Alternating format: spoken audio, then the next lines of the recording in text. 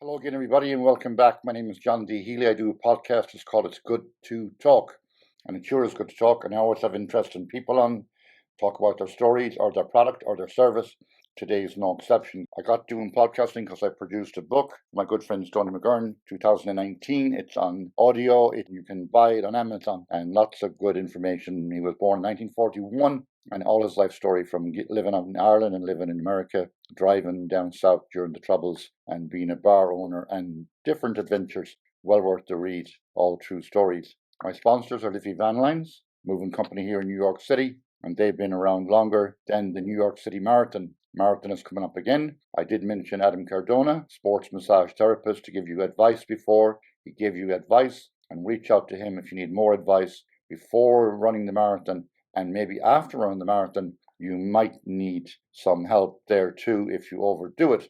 Training is important. I always give a shout out to Paddy McCarthy of the Irish Examiner USA, a great newspaper, keeps you up to date with events coming up in the city in New York, especially now coming into Christmas time. Everything you need to know, and especially in the world of music. So check those out. Now let me get right away to my guest. My guest is from Ireland originally, very close to where I was with my restaurant, Mother Hubbard's in Ireland. I was in my valley in County Kildare, and this man was only a few miles away as the crow flies in a town called Enfield, and his family owned a pub there called Flaherty's. And with that, I will let him explain all about himself and how he got to where he is. And he has a product. Colin, welcome to It's Good to Talk. Morning, John. How are you doing? Good, thank you. So tell us about where your background, where you were born, and then we'll get right to the product. Okay. I was born in Birmingham, but my parents moved back to Ireland when I was 1.5, so Okay. I'm Irish. Yeah. And I grew up in just outside Enfield, went to a school called Baconstown Primary, and then post-primary I went to Trim and did my leaving cert there at 16.5. Then I moved to Dublin and worked in a bilge merchants for a while. Eventually I moved to England, Essex, and I had a little diner there in Essex. I did taxi driving for a while, and then I got a little diner with a friend of mine. And eventually I sold and I moved home. I actually moved back to Dublin, and then Drogheda. Spent about 8 years in Drogheda, then moved to New York. 1 year in New York, moved to California, 4.5 years in California, and then I'm back in New York since 2011. Okay, welcome back. Thank you. Okay, so you have a lot of experience. I mean, clearly you're a streetwise person with all that travel behind you. And like myself, you were in the restaurant business or diner business. So you should know a lot about products, customer service, and all that goes with it. Now, you have a product, and we spoke briefly about this when I met you last week, and it's a hot sauce. Now, let's, for the sake of my listeners, let's talk about a hot sauce. Where do you manufacture it? And tell us all about it. Well, I had a place out in White Plains. And before I bought into the place, they were getting a hot sauce made for them and put their own label on it by a company in Florida. And then the company stopped making it for them. I'm not too sure why. I wasn't involved directly. So I thought, oh, I'm Irish. I can do hot sauce, obviously. So I started tricking around with various different formulas, and I came up with this formula. And I never intended bottling it. But I was giving it to my customers whenever they want some hot sauce. Yeah, and I tasted it. And then, oh, where'd you get this? I made it myself. So they just loved it. They said, eventually, after about 200 or 300 people telling me, you got to bottle this, I decided to bottle it.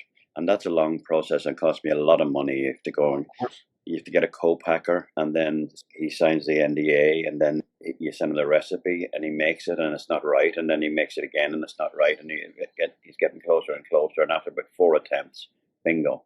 So then I got, I think the first order I had to do 50 gallons, which is about 1,500 bottles.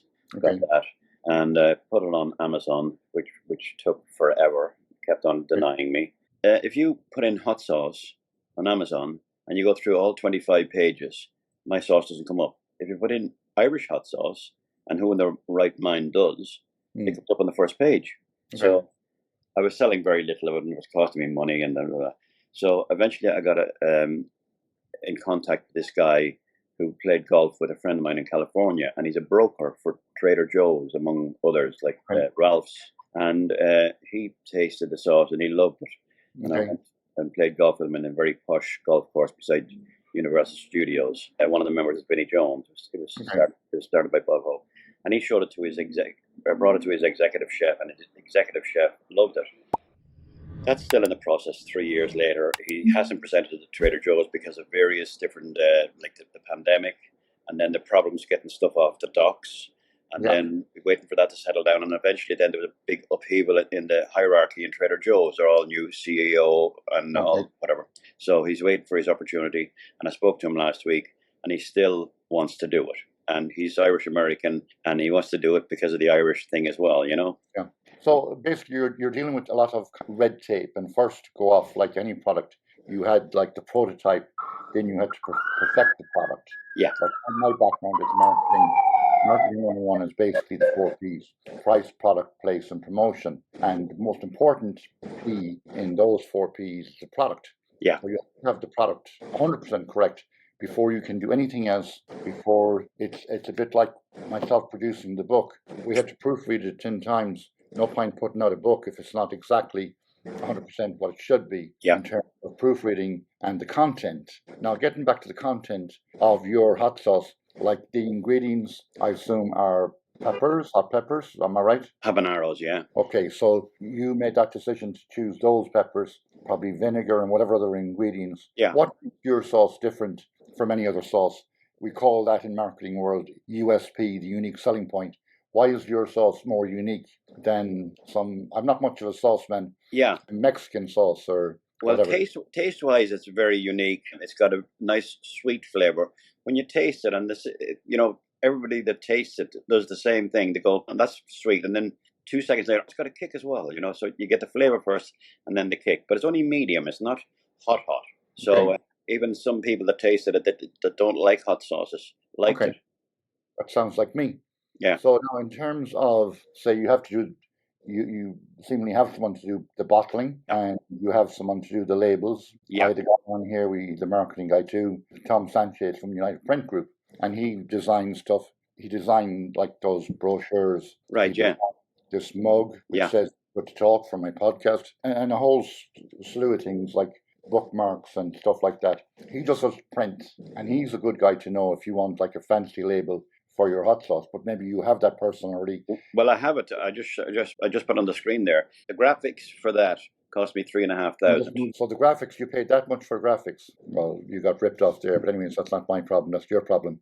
The graphics, yeah, definitely. But it's done now, and not even God can change history. So I like the label, by the way. The label is a good label. Yeah. And the bottle is a good bottle. Now, had you to source bottles, or is it just a standard bottle? My co-packer supplied the bottles. He made the sauce. He supplied the ingredients, made the sauce with my recipe, and supplied the bottles. Okay. So basically, you gave him the ingredients for the recipe, and he had to sign an NDA, non-disclosure agreement. Yeah. He would not even tell me what's in the sauce. Okay. Exactly. Now, I don't need to know what's in the sauce. All I need to know is if I like it. Do I like it or I don't like it? It's like that. It's like like Guinness. If I like a pint of Guinness, I like a pint of Guinness. Yeah. Well, most of the ingredients are on the label anyway. You know, it's no. Well, the basic ingredients would be on the label. Yeah. And I mean, Ireland has a good reputation. Like, I'm sure you're familiar with chef sauce. It's a brown sauce. That's for steak, and that's manufactured in Dublin. You probably have a bottle there. You're reaching up. There you go. That's chef sauce. And you can see the chef sauce. That's older than I am, actually. Right. I mean, not that particular bottle. Yeah. But the company is older than I am, okay? Huh? That bottle was older than me. I would definitely throw it in the garbage. But hang on to that chef sauce. So chef sauce is for steaks and stuff like that, or if you're doing a barbecue. Now, your sauce is called Flaherty sauce. That's more, I would assume, and you can correct me, is that to be drizzled over like a fancy salad or chicken wings, or what else could you put it over? People put it on their eggs in the morning. Wow. You know, steaks, anything, you know, tacos. You put it on wings, obviously. Wings, you know? Yeah. Well, that's good that it has more diverse uses than just one use. You know? Yeah. As I said, I'm not a hot sauce person. Yeah. Hot maybe, but not hot sauce.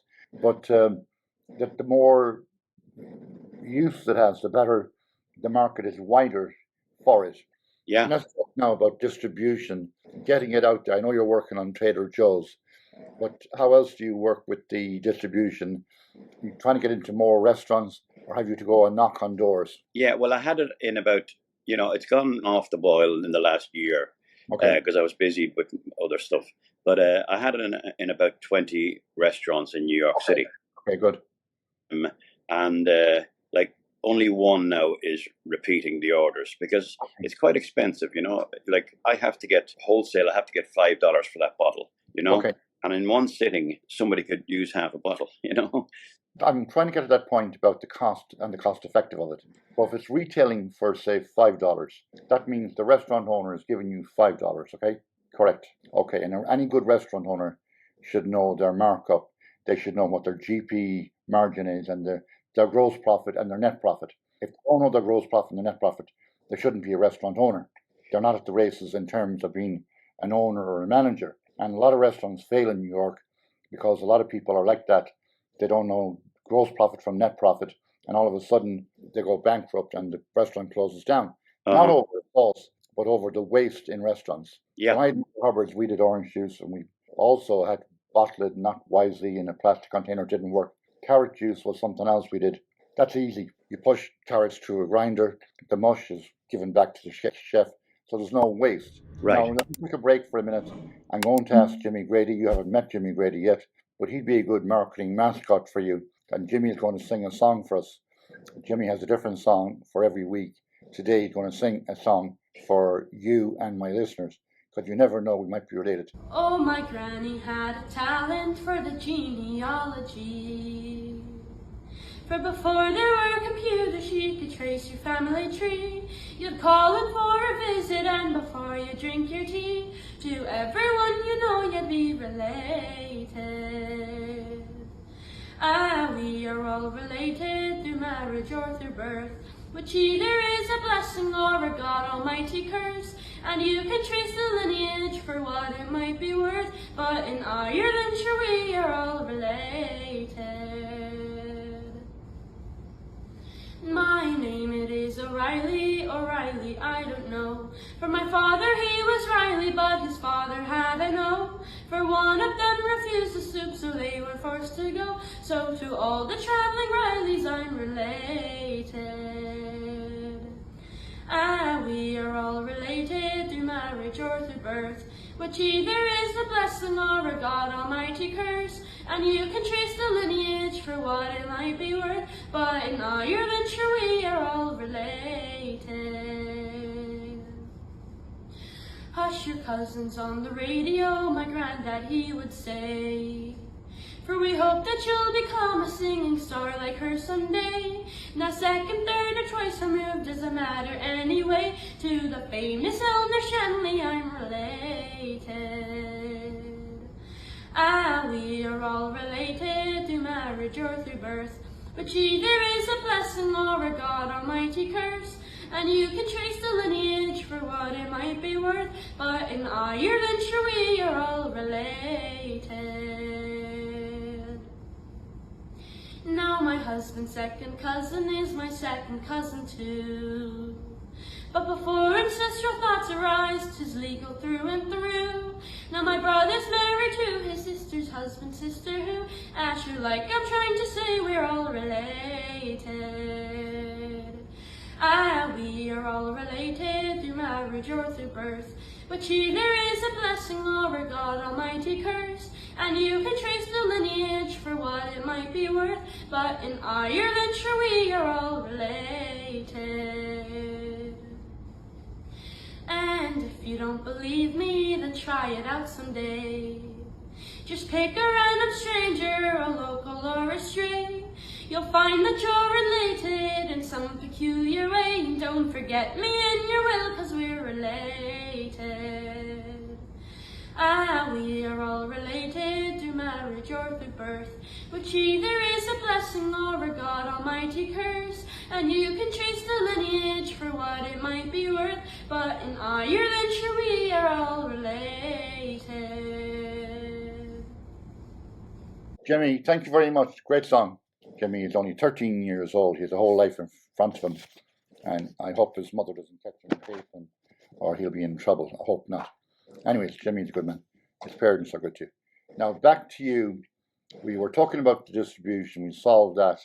So now you're looking for more outlets, I guess. And you're Well, looking. yeah, it needs to go on shelves in supermarkets. Okay. And I was holding back on anything because, like, Trader Joe's are a unique company in that my man Mark was telling me that what happens is he presents it to 3 people in Trader Joe's who are the purchasing people, and then if they like it, they get a couple of times a year they get a panel of about 30 people with new products to Okay. taste. And I don't know what percentage of them have to like it, but I think it's quite a lot. And then if they like that, then the process starts, the legal process and whatever.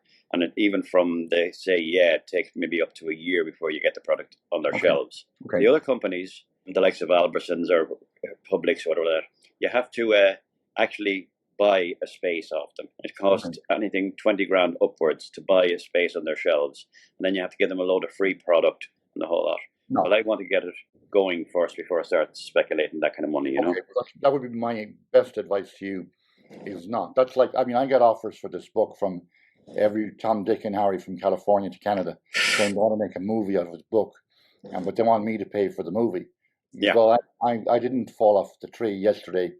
And Yeah. I'm no fool. And if you burn me for a fool, you'd have white ashes.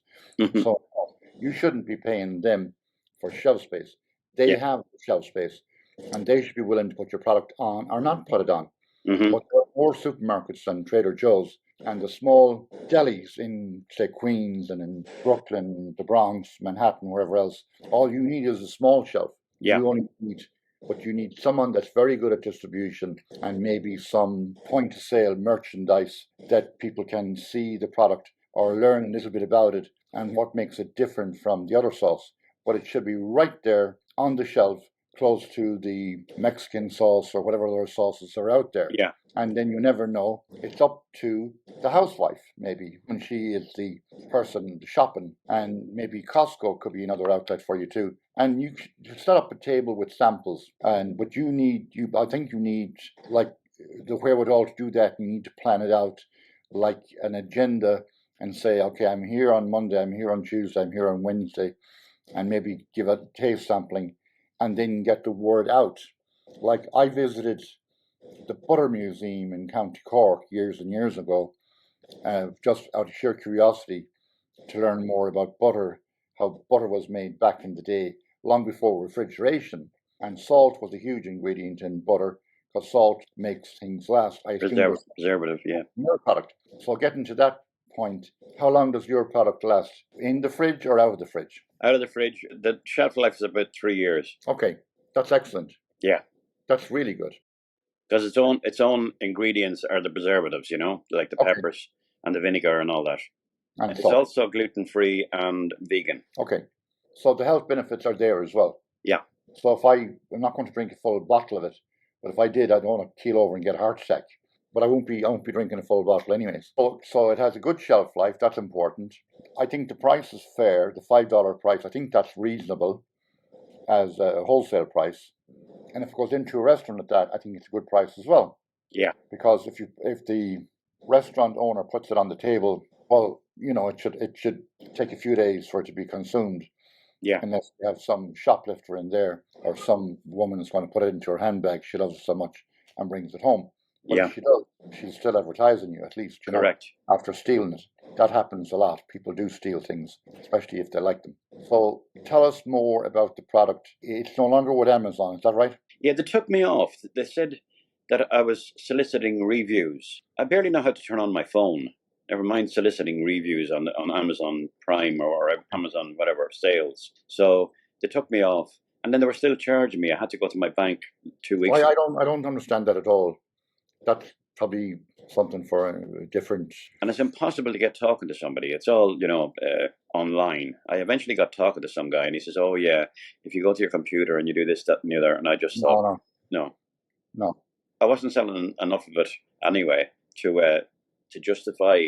I've never heard of people having to pay promotional fees to Amazon.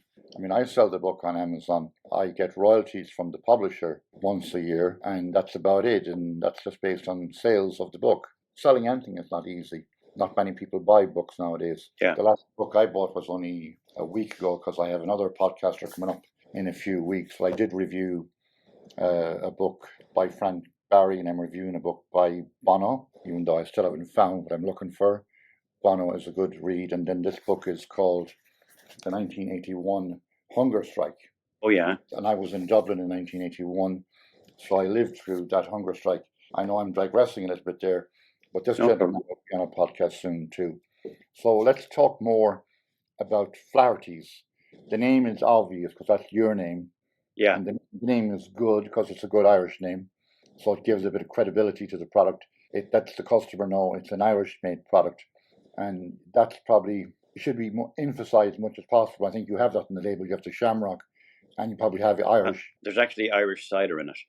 And Irish cider, okay. Well, that's important too. Irish cider, I believe, comes from Clonmel. Tipperary, yes, correct. Yes, I do know my homework sometimes.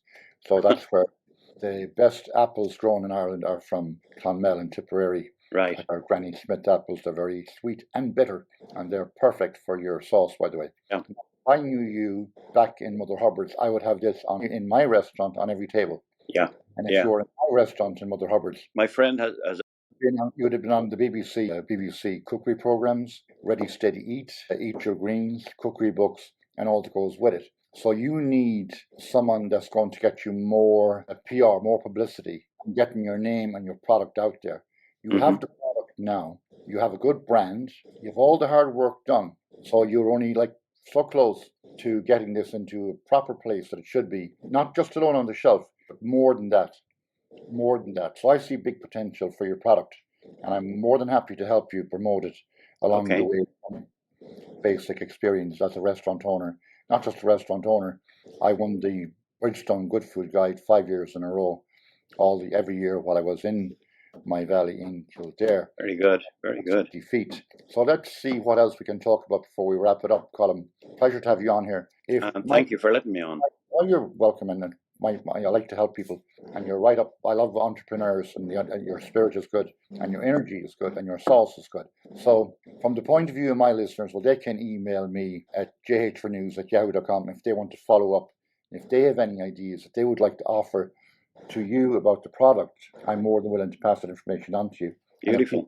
If people like this podcast, it's free to subscribe, and on the comment line underneath this podcast, put in the comments. And if you have any advice for Colm on a hot sauce, and if you like hot sauce, definitely. And who knows, you might end up meeting Colm and getting a free bottle of hot sauce. Anything else to say? Yeah, I mean, for the right person, I'd be willing to give a share of the company. If I got the right person, because as I said to Mark, the broker for Trader Joe's, he said, he'll be wanting maybe a couple of extra points because I said, listen, if I get a company going that'll supplying to Trader Joe's, I don't mind sharing it because it's a company that I didn't have in the first place before I met you. All right, so that's a good. You make a very good statement there, and you make a very good pitch there. But I'll tell you one thing, Colm. My podcast is called "It's Good to Talk." This is not the Shark Tank, okay? But if it was the Shark Tank, maybe I might be in. But you have the right approach. If you probably do need an investor or someone that to say you have 85% of the work already done. Yeah. At this point in time, at least maybe 90% done. So all you're looking for is someone with a keen marketing eye and with a deep pocket to say, right, let's put in X amount of money for X percentage of your company. Yeah, exactly. And go from there. It's not too complicated at all. No. And there are people out there like that. And I'm out and about a lot. And if I meet somebody, I will be making the pitch. Of course, I will want my 1% for making the connection. Of course. Of course. I like the way you say that. That goes without saying. Colm, it's been a pleasure to have you on here. Thank you so much, John. I sign off in my native language, Gaelic, Irish language. And I say always, Shin Scale, that means that's the story. Gael, that means we'll have another story to be continued. And out we go, and I say Slán, which means goodbye. Slán Gurav Mahagach. And we go out in the Ode to Joy, the European National Anthem. Good luck with the product and keep in touch. Thank you so much, John. Bye-bye.